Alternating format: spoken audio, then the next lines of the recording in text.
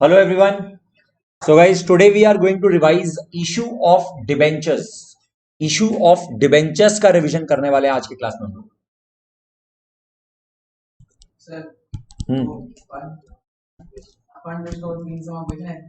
हाँ ठीक है, वो लास्ट में देखते हैं, पहले अपने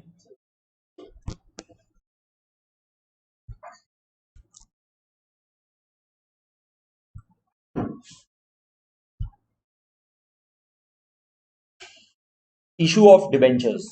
तो गाइज डिबेंचर सबसे पहले फटाफट से याद करो, डिबेंचर किसको बोलते हैं। जैसे एक कंपनी शेयर इशू करता है तो वो सामने वाले को ओनरशिप का इंटरेस्ट दे देता है, ओनरशिप दे देता है। वैसे ही डिबेंचर इशू करके सामने वाले को लोन इंस्ट्रूमेंट दे देता है। लोन इंस्ट्रूमेंट का मतलब कंपनी बोलता है पब्लिक को, पब्लिक सुनो, मेरे को तुम लोग से लोन चाहिए, मेरे को तुम लोग से कैपिटल का पैसा नहीं चाहिए, मेरे को तुम लोग से लोन चाहिए, हम तुम लोग को उसके ऊपर इंटरेस्ट देंगे, फिर एक टर्म खत्म हो जाने के बाद तुम लोग को डिबेंचर का पैसा लौटा देंगे, तुम लोग को रीपेमेंट ऑफ लोन कर देंगे, उसको रिडेम्पशन ऑफ डिबेंचर बोलते हैं, उसको रिडेम्पशन बोलते हैं। तो हम ऐसा कर देंगे, तो तुम जितना लोन दे पाओ दे दो। तुम अगर 100 रुपया दे सकते हो तो तुम एक डिबेंचर ले लो, तुम अगर 2 डिबेंचर परचेज करोगे तो तुमको 200 रुपया देना पड़ेगा। अगर एक डिबेंचर का वैल्यू 100 रुपया है, एक एग्जाम्पल, एक डिबेंचर का वैल्यू 100 रुपया रख दिया, तो अगर किसी को पब्लिक में किसी को खाली 500 रुपया इन्वेस्ट करना है तो 5 डिबेंचर परचेज कर लेगा।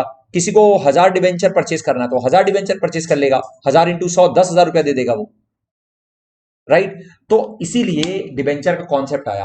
आप बोल सकते थे कि सर अगर लोन ही लेना है तो बैंक के पास जाके लोन ले लेगा। नहीं, पब्लिक से लोन लेना है, हाँ तो सर पब्लिक से नॉर्मल लोन ले लेता है, इसमें डिबेंचर का कहानी करने का क्या जरूरत हुआ। पब्लिक से जब लोन लेना है तो पब्लिक में कौन कितना दे पाएगा ये तो मालूम नहीं है। जो 100 रुपया देने का ताकत रखता है वो 100 रुपया भी खाली लोन दे पाए, या 10 रुपया का डिबेंचर है तो 10 रुपया खाली दे पाए, राइट। इसलिए डिबेंचर का कॉन्सेप्ट आया। तो डिबेंचर इशू करते हैं और लोन ले लेते हैं पब्लिक से, उसके ऊपर इंटरेस्ट देते हैं। डिबेंचर का नाम के आगे प्रीफिक्स रहता है इंटरेस्ट का रेट, और बिना प्रीफिक्स के लिखा भी नहीं जाता है। हमेशा ऐसे बोला जाएगा 9% डिबेंचर अकाउंट, 13% डिबेंचर अकाउंट, ऐसे ही बोलते हैं। Debenture is prefixed in the name, ठीक है। अच्छा, अब इसमें अपने को सर क्या क्या समझना है। देखो, एक तो सबसे पहला तो इशू ऑफ डिबेंचर का सबसे मेन कॉमन जो कॉन्सेप्ट है, सबसे कॉमन कॉन्सेप्ट क्या है।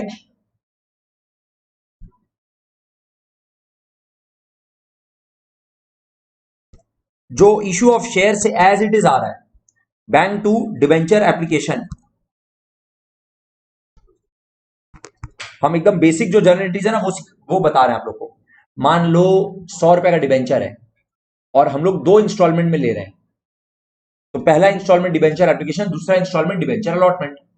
हो सकता है डिबेंचर एप्लीकेशन है, डिबेंचर अलॉटमेंट है, डिबेंचर फर्स्ट कॉल है, कितने कैसे भी हो सकता है। सर से फॉर एग्जांपल 50-50 रुपए का 2 कॉल है, 2 इंस्टॉलमेंट है, 50-50 रुपए का, तो डिबेंचर एप्लीकेशन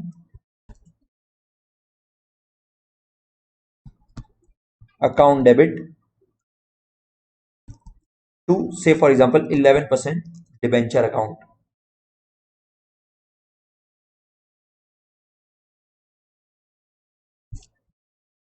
करेक्ट है, ऑल राइट। तो ये तो सर एकदम बेसिक वाला बात हुआ। डिबेंचर अलॉटमेंट का पहले ड्यू कर दो, डिबेंचर अलॉटमेंट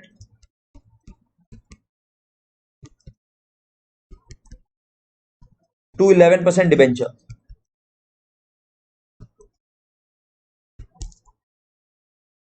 फिर बैंक में पैसा आ जाएगा, बैंक टू डिबेंचर अलॉटमेंट से 50 रुपए का अलॉटमेंट के टाइम पर पैसा आना था, 50 रुपया अलॉटमेंट के टाइम पर पैसा आ गया।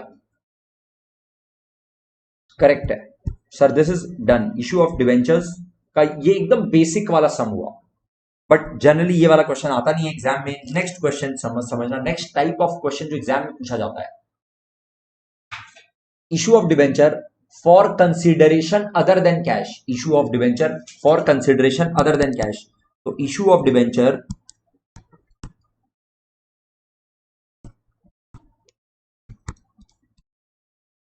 और गाइस इसमें सिक्योरिटी प्रीमियम का कॉन्सेप्ट एज इट इज है। Even debentures can be issued at discount, debentures can even be issued at discount, अपने बात करेंगे उसका भी। Issue of debentures for consideration other than cash,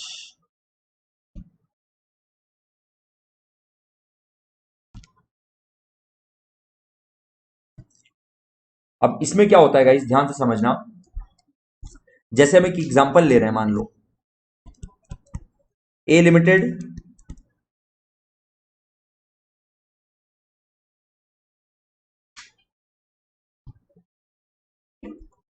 purchased machinery for ₹8 lakh,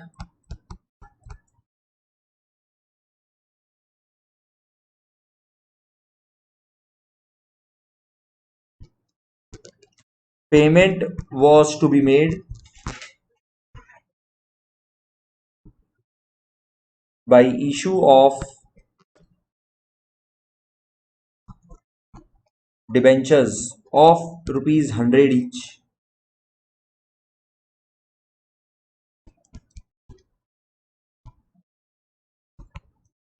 at a premium of ₹150.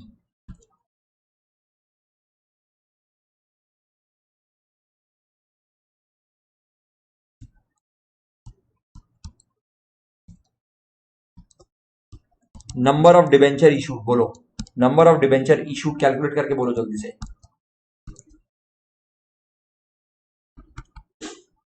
कितना? Question ठीक से read करो, क्या बोल रहा है।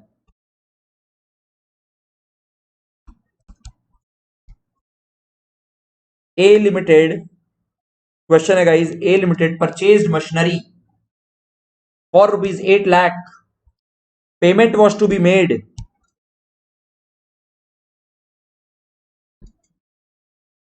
by issue of debentures of ₹100 each at a premium of ₹150.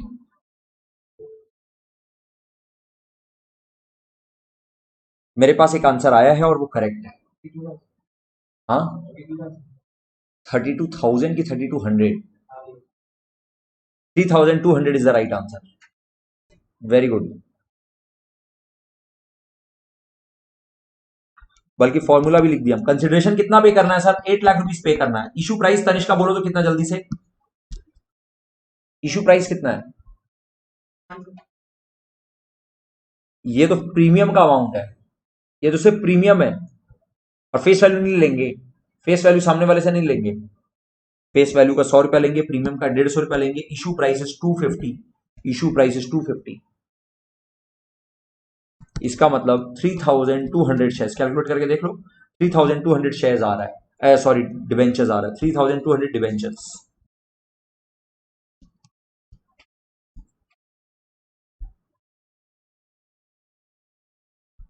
तो जर्नल एंट्री फिर देखो क्या होगा। Machinery account debit to vendor. Vendor का नाम बोला है क्या? नहीं, तो खाली टू वेंडर लिख दो। बी लिमिटेड लिखा हुआ है क्या? ए लिमिटेड परचेज मशीनरी, हम बोले थे A limited purchase machinery from B limited, but लिखे नहीं है, तो अभी हम वेंडर लिख दे रहे हैं ना। वेंडर बी लिमिटेड भी हो सकता है, कोई और नाम भी दे सकता है, कुछ भी देना, क्या फर्क पड़ता है।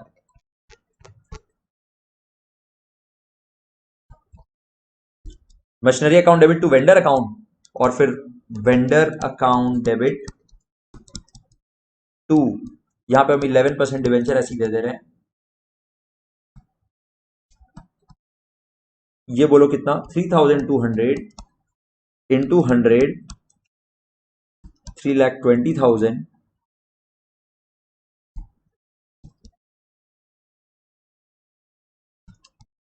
सिक्योरिटीज प्रीमियम,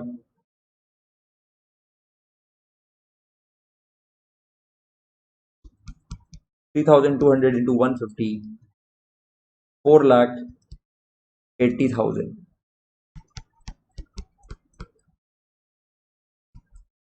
ये क्या हुआ सर? ये एंट्री हुआ फॉर परचेज ऑफ मशीनरी, ये एंट्री हुआ for payment of consideration. Entry for purchase of machinery, entry for payment of consideration. बोलो इस एंट्री में कहीं दिक्कत, कोई डाउट हो रहा है क्या? समझने में कोई दिक्कत हो रहा है? कहीं कोई कंफ्यूजन है इस कॉन्सेप्ट में? हाँ, अब इसी में बिजनेस परचेज भी हो सकता है। इसी में हो सकता है कि debentures are issued to underwriters, debentures are issued to underwriter, तो underwriting commission account debit to underwriter, फिर अंडरराइटर टू डिवेंचर, और अगर प्रीमियम इशू करो तो discount to security premium. and debentures can also be issued at discount.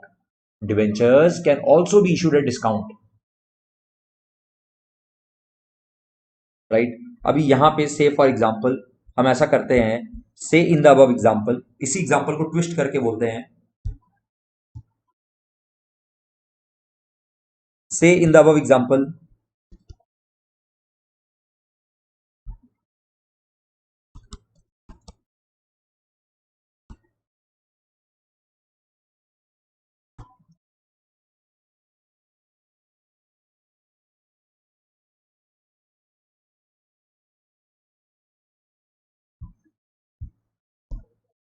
से in the above example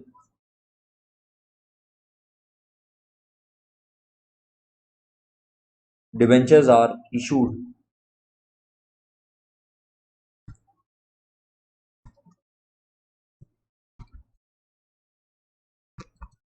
at a discount of 20%.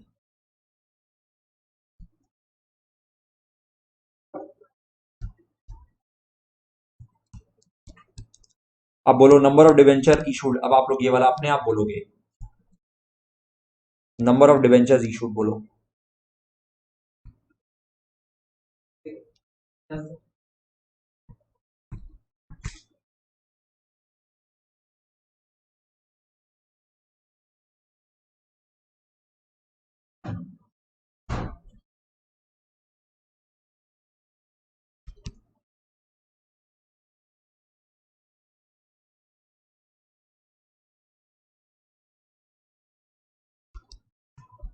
बोलो, मेरे पास answer आया है एक, तुम लोग बोलो पक्का।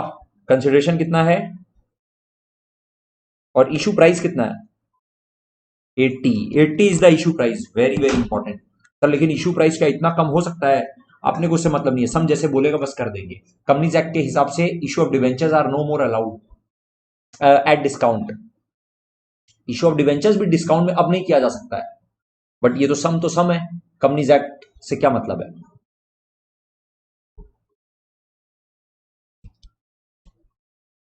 तो जर्नल एंट्री, गाइस हम डायरेक्ट जर्नल एंट्री पास कर रहे हैं, राइट? वेंडर को क्रेडिट ड्यू करना, फिर वेंडर का पेमेंट करना, वो वाला काम अभी हम नहीं दिखा रहे हैं, वो अपने बात कर रही है, वो वैसे ही करना चाहिए, हम लोग एग्जाम में वैसे ही करेंगे। बोलो यहां पर कुछ डेबिट होगा ना?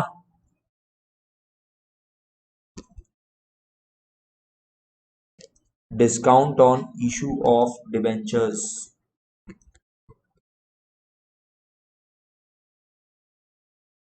मशीनरी अकाउंट डेबिट कितना होगा सर? ये तो 8 लाख ही होगा, और ये होगा डिवेंचर अकाउंट 10,000 इंटू 100, ये करना पड़ेगा 10 लाख क्रेडिट। यस और नो?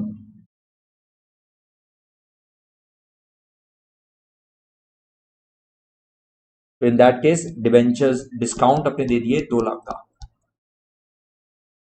डिस्काउंट और issue of debenture 2 lakh. Everyone confirm? एकदम similarly debentures can be issued for consideration other than cash.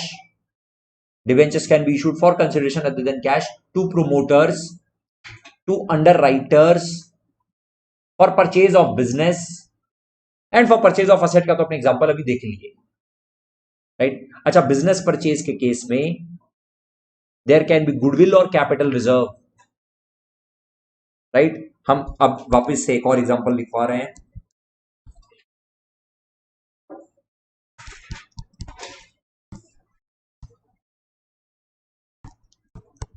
B limited,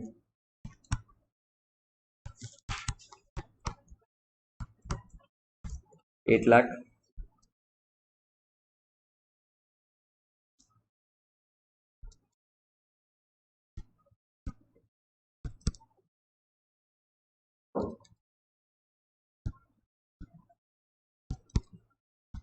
payment is made by issue of debentures of rupees 100 each,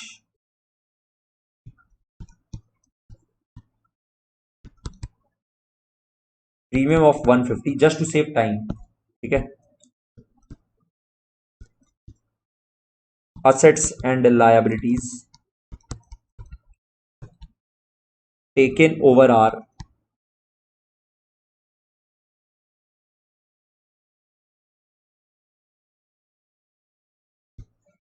land and building, plant and machinery, stock, loan, creditors. 10 lakh, 3 lakh,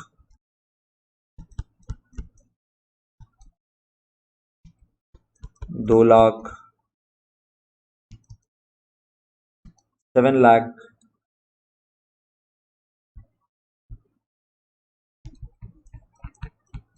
और 1 lakh.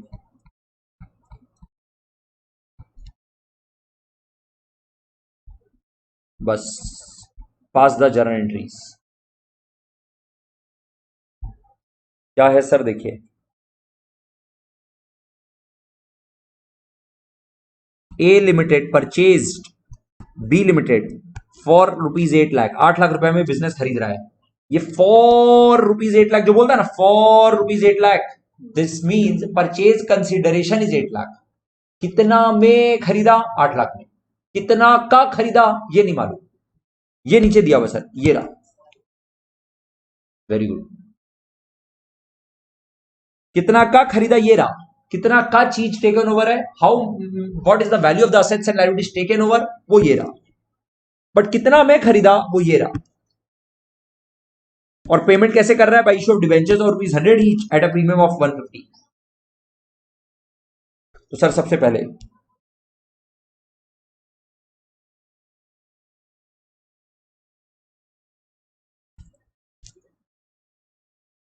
Consideration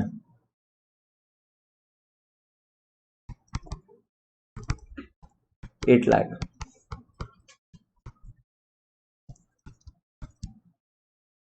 net assets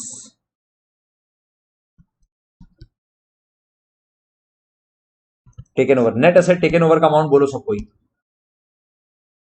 बोलो रोशनी। कैसे आ रहा है? ये तीनों asset है और ये दोनों लायबिलिटी है।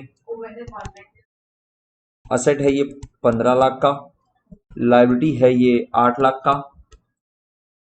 तो asset minus liability, asset minus liability, बोलो कितना आ रहा है? 7 लाख रुपीज का। तो कंसिडरेशन जो पे हो रहा है वो ज्यादा हो रहा है या कम हो रहा है? अगर ज्यादा होता है उसको अपने बोलते हैं गुडविल। अगर ये कमती होता तो अपने बोलते हैं कैपिटल नेचर का प्रॉफिट हो गया और वो चला जाता कैपिटल रिजर्व में।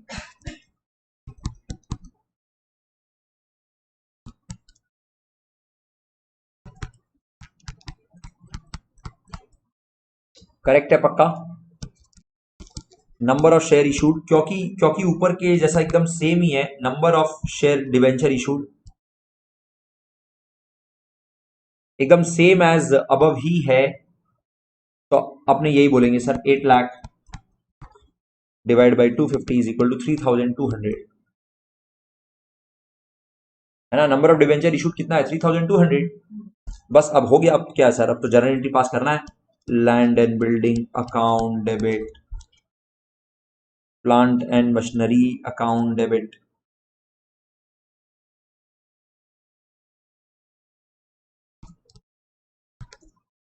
Stock account debit. थोड़ा सा स्पेस छोड़ के, थोड़ा सा स्पेस छोड़ के,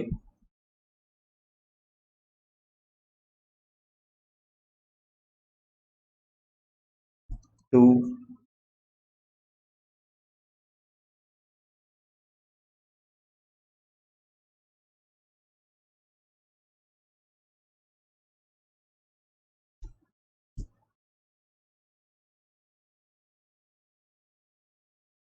बोलो 2 में क्या लिखे? बोलो। Very good. To loan, to creditors. तो सबसे पहले तो यही लिखो, फिर 10 lakh, 3 lakh, 2 lakh, loan is of 7 lakh, creditors is of 1 lakh. यहाँ पे to B limited is the vendor, है ना। वेंडर कंपनी कौन है?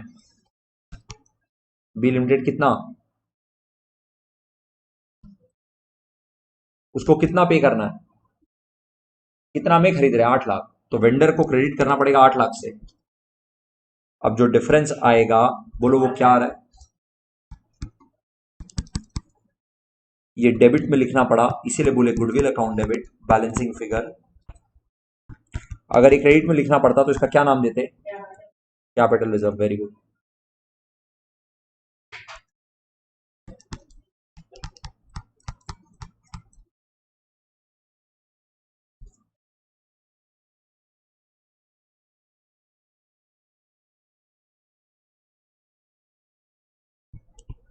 To loan account, to creditors account, to B limited. फिर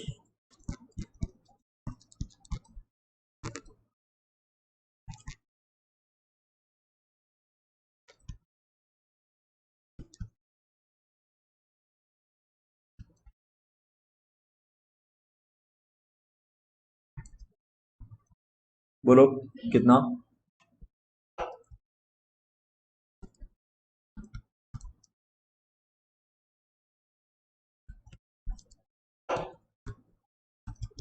what if issue price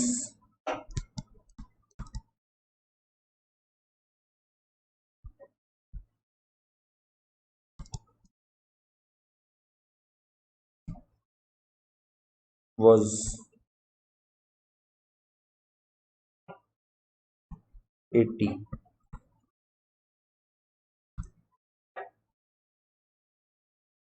what if issue price was ₹80 पर debenture, मतलब वही discount of ₹20, discount of 20%। Sir क्या होता? बहुत सिंपल। यहाँ पे आपका बी लिमिटेड 8 लाख आ जाता, यहाँ पे ये वाला एंट्री में खाली फर्क पड़ता, यहाँ पे सिक्योरिटी प्रीमियम की जगह डिस्काउंट आ जाता, जैसे अपने अभी बात किए थे। करेक्ट है। तो यहाँ पे लिख लो only payment entry would have changed, only second entry that is payment entry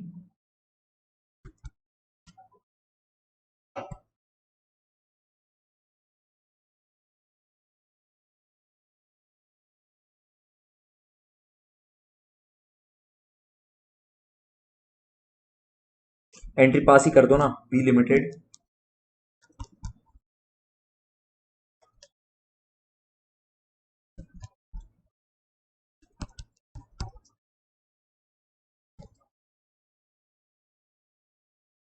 discount on issue of debenture account debit,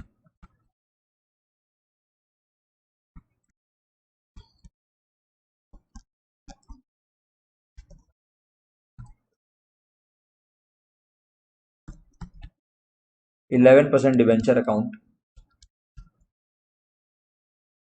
10 lakh. Correct है।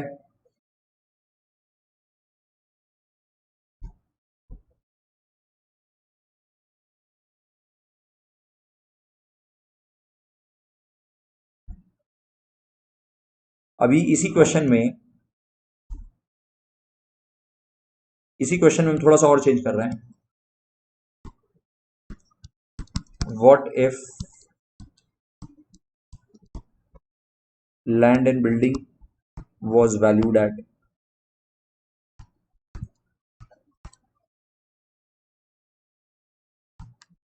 ₹13 lakh,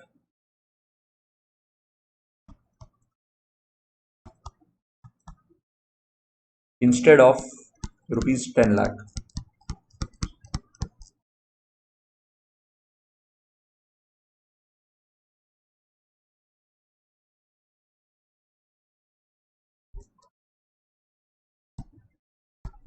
and issue price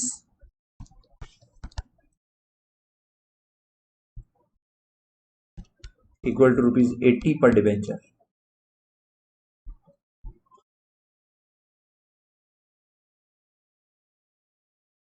चलो जर्नल एंट्री पास करो।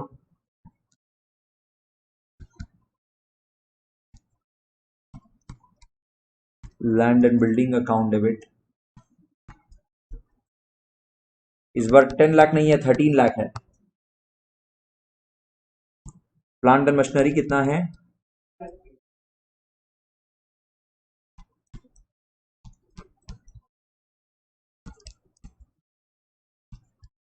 Stock account debit is 2 lakh, is it?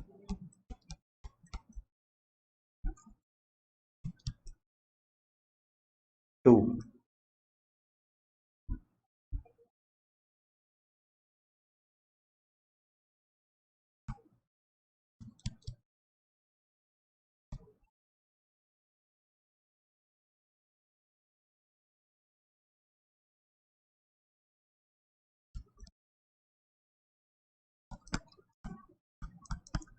To B limited,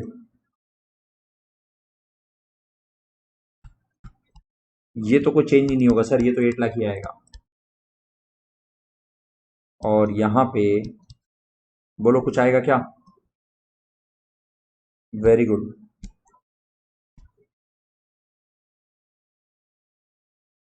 sir इस बार goodwill नहीं रहा, capital reserve आ गया। कितना? 2 lakh. Check करो, 2 लाख आ रहा है ना? ये 2 लाख क्यों आया? बिकॉज इस बार नेट असेट्स टेकन ओवर ज्यादा है, कंसिडरेशन कम है। Net asset taken over is of 10 lakh, 10 lakh, जबकि consideration paid is only 8 lakh. Sir net asset taken over कैसे आप बोल रहे हैं? देखो, ये देखो, मार्क कर रहे हैं कुछ, इसको देख लो,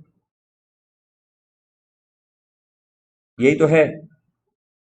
18 माइनस 8, 10 लाख रुपए का असेट्स टेकन ओवर, 10 लाख रुपए का assets taken over, where as consideration paid is only 8 lakh.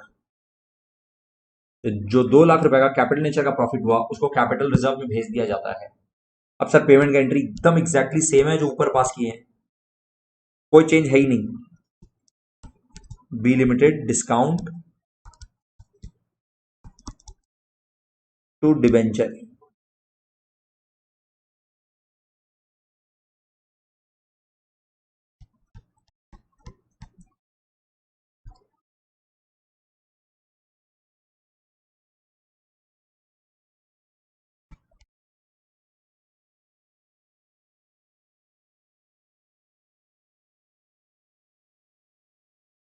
Right. तो गाइज इसी तरह से ना इशू ऑफ डिवेंचर्स में, जो issue of debentures for consideration other than cash देगा ना, बस उसमें यही सब रहेगा। आपको बहुत ही केयरफुली ये जज करना होता है कि what is the purchase consideration, what is the issue price, purchase consideration issue price, purchase consideration issue price. जैसे ही आप करेक्ट कैलकुलेशन कर देंगे of number of debentures, number of debenture जो इशू करने वाला है वो अगर आप करेक्ट डिसाइड कर लेंगे तो आपका काम इजी हो जाएगा। Number of debenture issued has to be एकदम डिटरमाइंड करेक्ट। तो एक बार देखो फटाफट से अपने जो लिखे हैं अभी तक, क्या नंबर ऑफ डिबेंचर्स में एकदम कंफर्ट है? कैसे आराम से निकल रहा है नंबर ऑफ डिबेंचर्स, कितना पे करने वाले हैं और कितने में इशू होने वाला है, कितना पे करने वाले टोटल और कितने में इशू करने वाले हैं। अब इसके साथ में क्वेश्चन मिक्स कर सकता है कि देखो इतना डिबेंचर से देंगे, इतना कैश से देंगे, इतना बैंक से देंगे, इतना इशू ऑफ शेयर से देंगे, सब कुछ मिक्स करता रहे, क्या फर्क पड़ता है। टोटल डिबेंचर से इशू, डिबेंचर इशू करके कितना पेमेंट करने वाले हैं, divide by issue price. Debenture issue करके टोटल कितना पेमेंट करने वाले हैं, डिवाइड बाय इशू प्राइस। ये फोकस होना चाहिए, तब फिर इसमें कोई एरर नहीं होगा, कोई मिस्टेक नहीं होगा। ठीक है।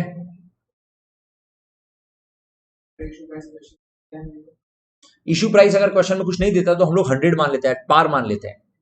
अगर क्वेश्चन में कुछ नहीं दे इशू प्राइस कि कितने में इशू किया है, तो फेस वैल्यू पक्का देगा, तो फेस वैल्यू को पार, अपने इशू प्राइस को पार मान लेंगे, एट पार। ठीक है, ये था issue of debenture for consideration other than cash. Sir इसमें अंडरराइटर और प्रोमोटर को भी दे सकता है। प्रोमोटर को जो देगा उसको इनकॉर्पोरेशन कॉस्ट बोलेंगे, incorporation cost account debit to debenture.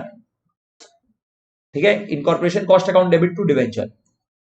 उसको गुडविल अकाउंट डेबिट भी बोला जा सकता है, हम लोग नहीं बोलेंगे, राइट। दोनों नाम यूज होता है, अपने इनकॉर्पोरेशन कॉस्ट नहीं बोलेंगे, पहला बात। दूसरा बात, अगर अंडरराइटर को देगा तो underwriting commission account debit to underwriter, फिर underwriter account debit to debenture.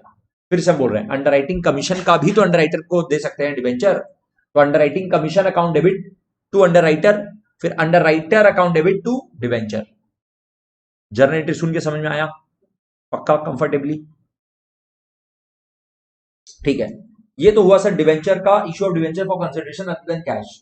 Next point जो हम लोग करने वाले हैं वो है issue of debenture as per the terms of redemption.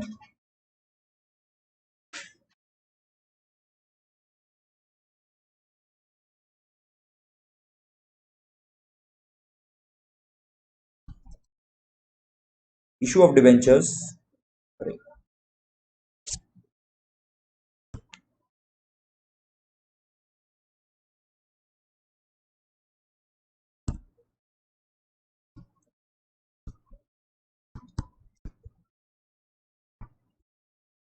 according to the terms of redemption।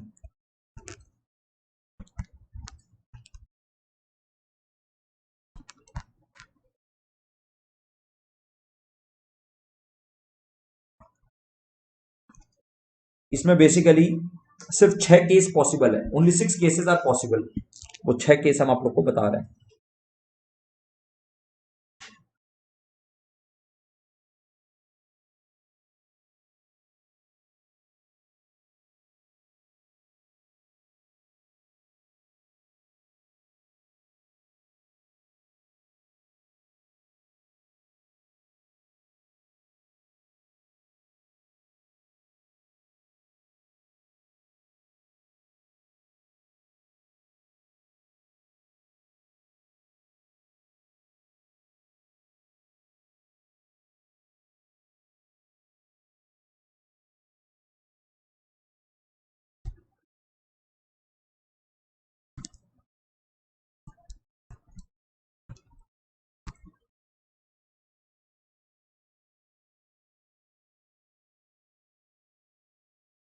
Face value,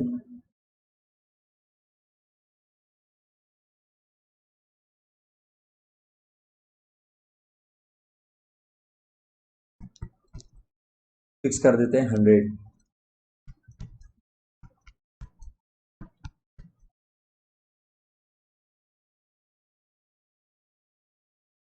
issue price,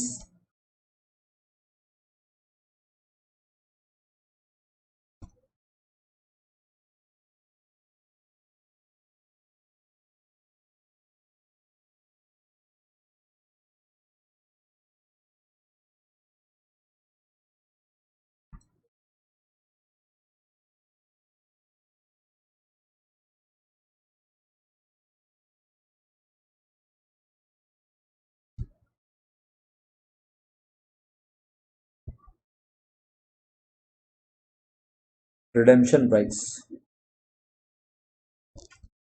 redemption price,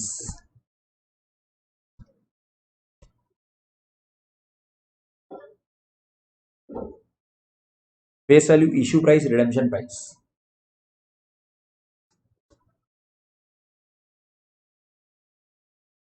redemption हो सकता है हम लोग कर रहे हैं सर पार पे ही, या रिडेम्पशन हम लोग कर रहे हैं डिस्काउंट पे। वेट, सॉरी डिस्काउंट बोल रहे हैं, प्रीमियम पे।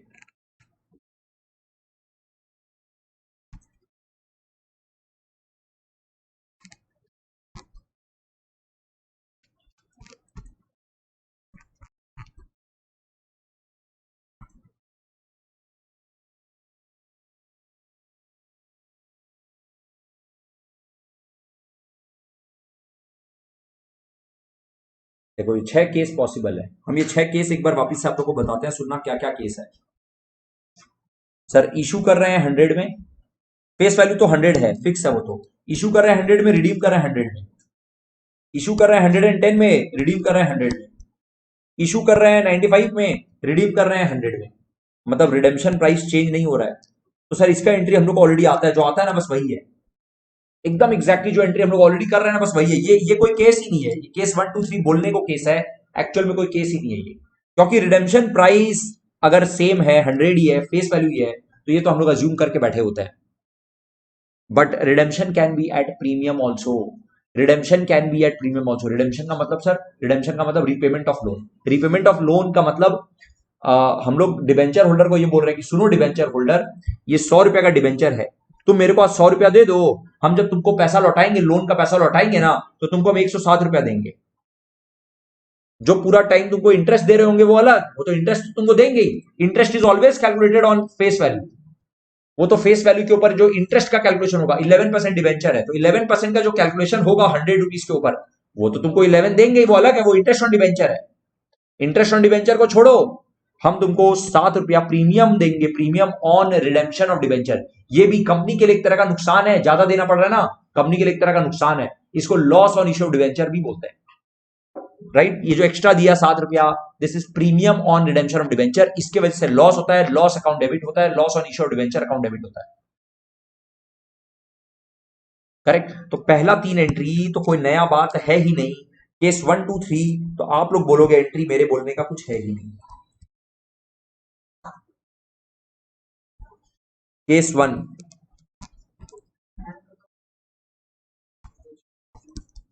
बैंक टू सीधा 11% डिवेंचर, कोई एप्लीकेशन अलॉटमेंट नहीं, सीधा बोलो bank to 11% debenture account,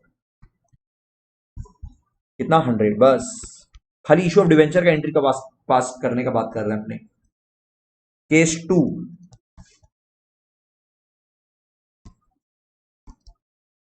bank to 11% debenture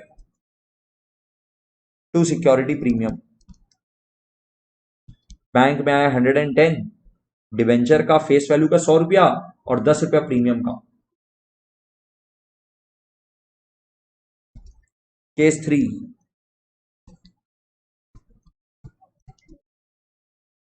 bank account debit only 95,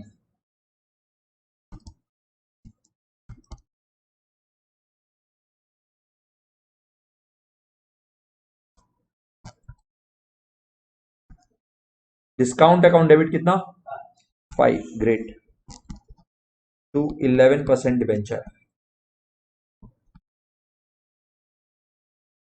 ये तो कोई, हाँ पूरा नाम इसका discount on issue of debenture होता है। ये भी एक तरह का नुकसान है, discount on issue of debenture,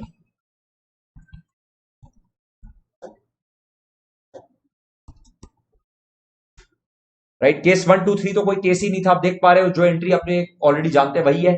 ये तो सर नया चीज तो तब समझना है when the redemption price is above 100, when the redemption price is at premium, when the redemption is at premium, then there is a new concept, then there is another liability. Now company का liability at the time of redemption 100 है कि 107 है, बोलो company का liability कितना है, 100 है कि 107 है, 107 है, तो liability 107 बुक करना पड़ेगा। एंट्री देखो, बैंक में पैसा कितना आया सर, फेस वैल्यू बस आया खाली सर 100, एट पार इशू हुआ है, ठीक है। यहां पे थोड़ा सा जगह छोड़ के to 11% debenture,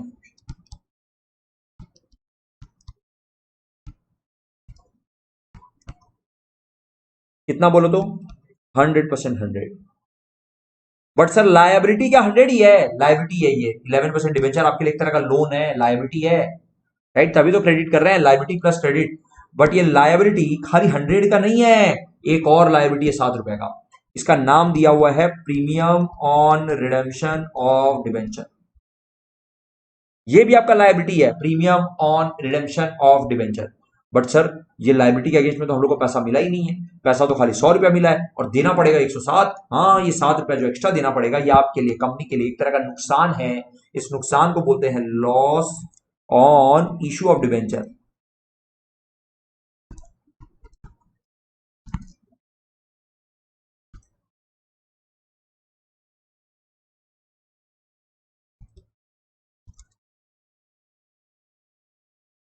case 5, bank account debit, sir bank में पैसा कितना आया बोलो केस 5 में, 110 आया, वेरी गुड, 110 आया, थोड़ा सा जगह छोड़ के to 11% debenture account,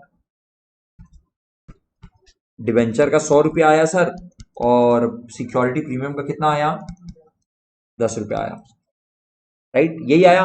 but wait sir, काम खत्म नहीं हुआ, हम लोग का लायबिलिटी खाली 100 का नहीं है, लायबिलिटी 107 का, तो एक 7 रुपीज का लायबिलिटी भी आएगा, उस लायबिलिटी का नाम है premium on redemption of debenture account. और ये 7 रुपया जो एक्स्ट्रा देना पड़ेगा ये एक तरह का हम लोग का लॉस है, loss on issue of debenture. नहीं, यहां पे क्योंकि प्रीमियम और रिडेम्पशन ऑफ डिबेंचर की वजह से यहां लिख रहे हैं तो यहां बेटर है कि आप लॉस बोलो। सिर्फ डिस्काउंट रहता है तो डिस्काउंट बोलना करेक्ट है। करेक्ट है गाइस, चेक करो, कंफर्म करो। पक्का। केस 6, बैंक में पैसा कितना आया? अरे 100 रुपया का डिबेंचर खाली 95 में इशू कर दिए। मतलब पब्लिक को बोले कि तुम मेरे को खाली 95 दो और हम तुमको 100 रुपया का डिबेंचर देंगे। मतलब कंपनी के लिए ये एक तरह का नुकसान है या नहीं है? ये डिस्काउंट ऑन इशू डिबेंचर भी कंपनी के लिए एक तरह का नुकसान है, क्योंकि खाली 95 मिल रहा है और लाइबिलिटी 100 रुपया का बन जा रहा है। वेट, अभी बात कर रहे हैं, थोड़ा सा यहां पे जगह छोड़ देना। उसके बाद to 11% debenture account,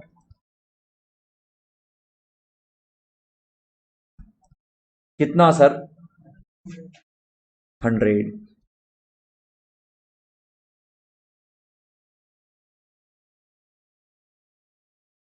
security premium तो कुछ है नहीं, बट सर लायबिलिटी भी 7 रुपए का और है, जिसका नाम हम लोग देते हैं premium on redemption of debenture account.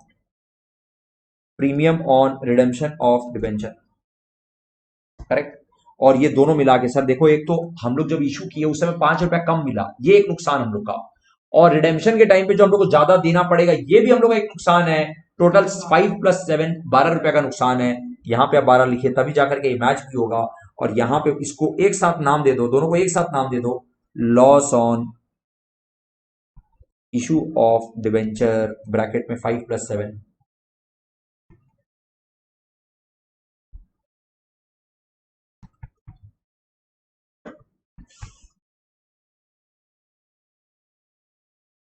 पक्का क्लियर है?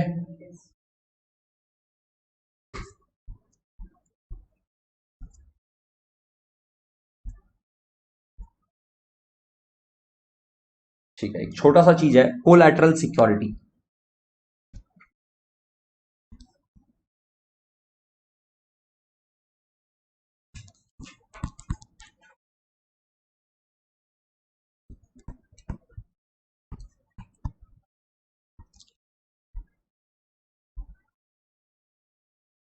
कोलैटरल सिक्योरिटी क्या होता है? Secondary security. जनरली जब हम लोग बैंकों से लोन लेते हैं ना, तो बैंक हम लोग को लोन दे देता है। हम लोग को बैंक से लोन मिल जाता तो हम लोग जनरल एंट्री क्या पास करते हैं? Bank account debit. ये आप लोग को अभी लिखने की जरूरत नहीं है, फोकस करो। Bank account debit to bank loan.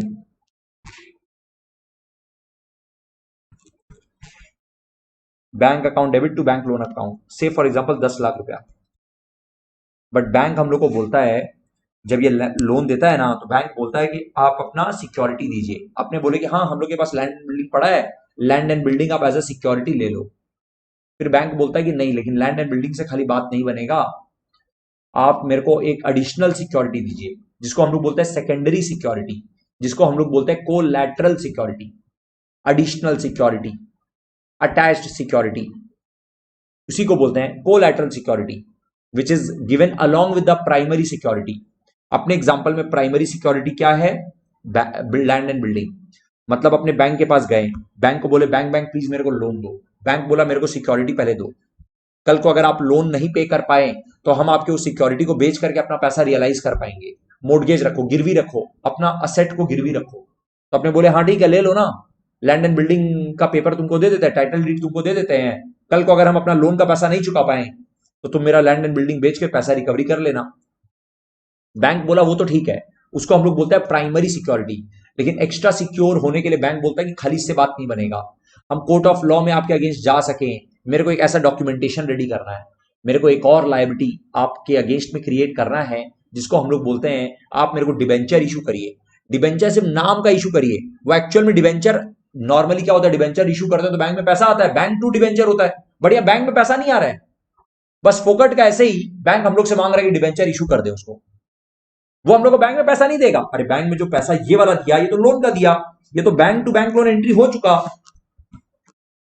अब हम लोग जो डिबेंचर इशू करने वाले हैं उसके बदले बैंक में कोई पैसा नहीं आने वाला है, वो बस एज अ सिक्योरिटी दे रहे हैं, एज अ कोलैटरल सिक्योरिटी दे रहे हैं, एज अ सेकेंडरी सिक्योरिटी दे रहे हैं कि कल को अगर हम अपना बैंक लोन का पेमेंट नहीं कर पाए और बैंक प्राइमरी सिक्योरिटी से पूरा पैसा रिकवर नहीं कर पाया तो वो ये सेकेंडरी सिक्योरिटी भी कोर्ट ऑफ लॉ में फाइल कर देगा और उसको सेकेंडरी सिक्योरिटी के अगेंस्ट में कंपनी का बाकी एसेट्स को बेच करके भी उसका पेमेंट करना पड़ जाएगा, कंपनी को बाकी एसेट्स भी बेच करके उसका पेमेंट करना पड़ जाएगा, खाली लैंड एंड बिल्डिंग नहीं।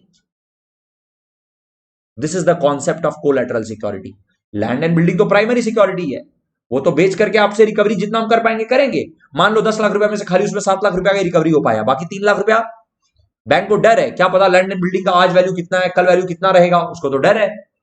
तो बोलता है कि नहीं, सेकेंडरी सिक्योरिटी कोलैटरल सिक्योरिटी मेरे को डिवेंचर दो और सिक्योर डिवेंचर दो, सो दैट कल को अगर आपका लैंड एंड बिल्डिंग से सफिशिएंट मेरा रिकवरी नहीं हो पाया तो हम उस कोर्ट ऑफ लॉ में उसके वो लेकर के आपके अगेंस्ट में जा सकेंगे और कोई दूसरा सेट बेच करके भी आपसे 3 लाख रुपए का रिकवरी हम कर पाएंगे। ये जो अपने अभी डिवेंचर इशू कर रहे हैं, क्या ये किसी कैश के बदले कर रहे हैं? क्या ये कोई ट्रांजेक्शन है? ये कोई ट्रांजेक्शन ही नहीं है, खाली सिक्योरिटी दे रहे हैं। आपने लैंड एंड बिल्डिंग देखो, इस एंट्री में कहीं लैंड एंड बिल्डिंग आया क्या? आया क्या? बट लैंड एंड बिल्डिंग दी है गिरवी। सर वो गिरवी देना का मतलब कोई ट्रांजेक्शन नहीं हुआ, वो बस डिस्क्लोजर जाता है, डिस्क्लोजर जाता है नोट्स में, ब्रैकेट में से लिख दिया जाता है this bank loan is secured by hypothecation, secured by mortgage of land and building, बस एक डिस्क्लोजर चला जाता है। उसी तरह से डिबेंचर जो अब दे रहे हैं वो एज अ कोलैटरल सिक्योरिटी दे रहे हैं, उसका सिर्फ डिस्क्लोजर होना चाहिए, लेकिन इसका काउंटिंग करने का दो तरीका प्रिस्क्राइब किया गया है। बोला आप एक तरीका ये कर सकते हैं, मेथड वन, आप एक तरफ बोलिए debenture suspense account debit, method one है ये, debenture suspense account debit to debenture account.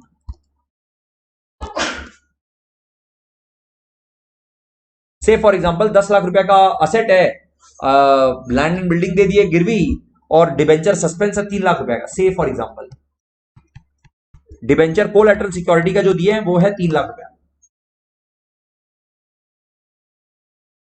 बस मेथड वन है ये। इसमें क्या करना होता है, बैलेंस शीट जब हम लोग बनाएंगे ना, बैलेंस शीट जब बनाएंगे तो बैलेंस शीट का हम सीधा नोट्स टू अकाउंट दिखा रहेगा, इस नोट्स टू अकाउंट देखो,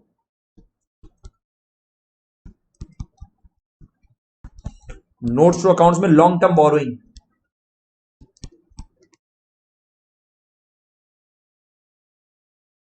long term borrowings, long term borrowing में एक तो आएगा बैंक लोन,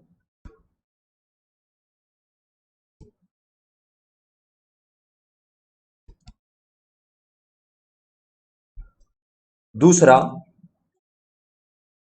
11% डिवेंचर,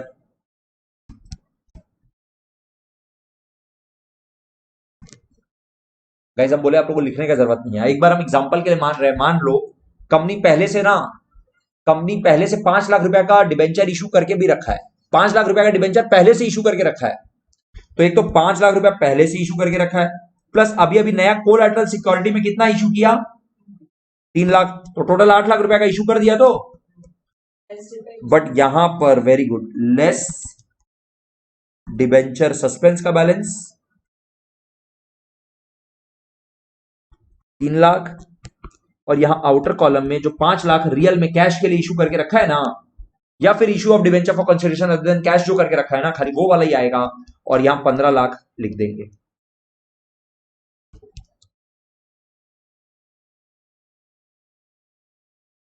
पक्का? ये देखो 8 लाख कैसे आया सर, 5 लाख तो पहले का इशू है, वो तो आएगा ही, और 3 लाख रुपया जो डिवेंचर सस्पेंस वाला है वो लेस कर दिए, और यहां पे खाली 5 लाख रुपया आया, 10 + 5 15 लाख। मेथड टू क्या है, अच्छा यहां पर भी ये काम करने के बाद भी ऐसे लिखना पड़ता है, देखो ऐसे, मतलब 3 लाख रुपया है तो 3 लाख रुपया मान लो 100 रुपया का डिवेंचर, तो कितना नंबर ऑफ डिवेंचर हुआ, 3000 डिवेंचर हुआ ना, तो 3000 debenture of ₹100 each are issued as collateral security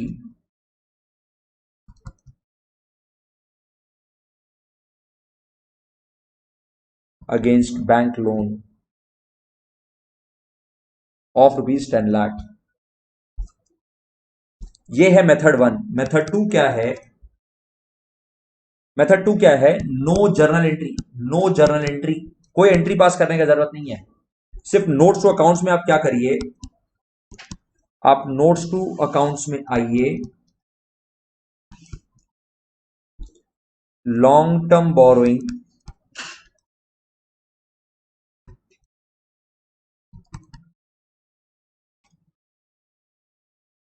notes to accounts long term borrowing, यहां पे लिखिए बैंक लोन, कितना बोलो तो 10 लाख। यहां पे लिखिए 11% डिबेंचर, बोलो कितना? जो पहले से इशूड है 5 लाख, बस खाली वो वाला। और ये 15 लाख रुपया पूरा, देखो पहले वाले जैसे 15 लाख जो आना था वो 15 लाख आ गया।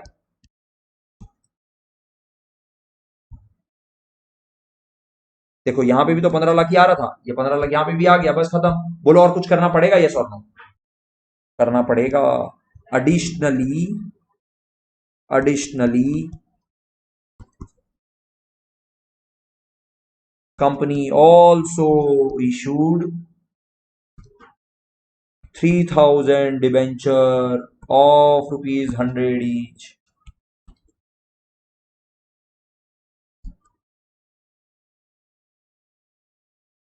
as collateral security against bank loan।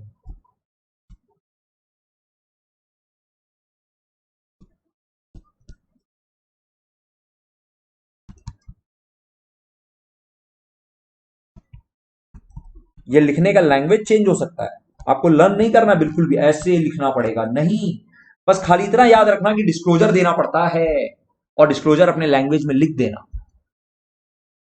बस इतना सा चीज है। तो सर फिर तो यही वाला अच्छा हुआ, एंट्री पास करना पड़ा नहीं, बल्कि यहां शो करना पड़ा नहीं, डिस्क्लोजर तो ऐसे भी देना ही पड़ता तो दे देंगे। बट एग्जाम में तो बोलेगा ना पास जर्नल एंट्री, कोलैटरल सिक्योरिटी का इंफॉर्मेशन देगा, बोलेगा पास जर्नल एंट्री, तो फिर तो ये वाला चीज दिखाना पड़ेगा। तो आपको मेथड 1 मेथड 2 आना दोनों जरूरी है। मेथड 1 भी आना जरूरी है, डिबेंचर सस्पेंस टू डिबेंचर, और फिर बैलेंस शीट में ऐसे प्रेजेंटेशन। या फिर मेथड 2 सीधा बस कोई एंट्री पास नहीं करेंगे, खाली ये वाला चीज कर देंगे। एग्जाम पॉइंट ऑफ व्यू से रेलिवेंट कौन सा है सर? ये वाला, जो पहले हम लोग जर्नल एंट्री डिस्कस किए और फिर ऐसे डिस्क्लोजर डिस्कस किए, वो करना पड़ेगा। एग्जाम में हम तो बोलते हैं बिना पूछे यही कर देना। अरे 3 मार्क्स देगा, क्यों? हम लोग को इस चीज का 3 मार्क्स चाहिए नहीं, हटाना, ये करके लेना 3 मार्क्स।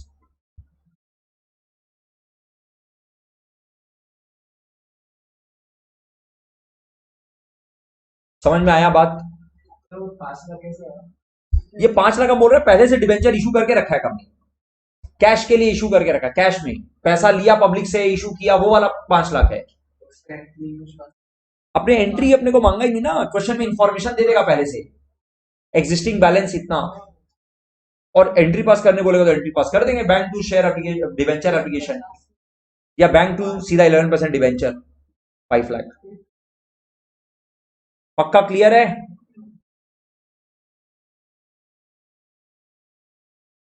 क्लियर है ना?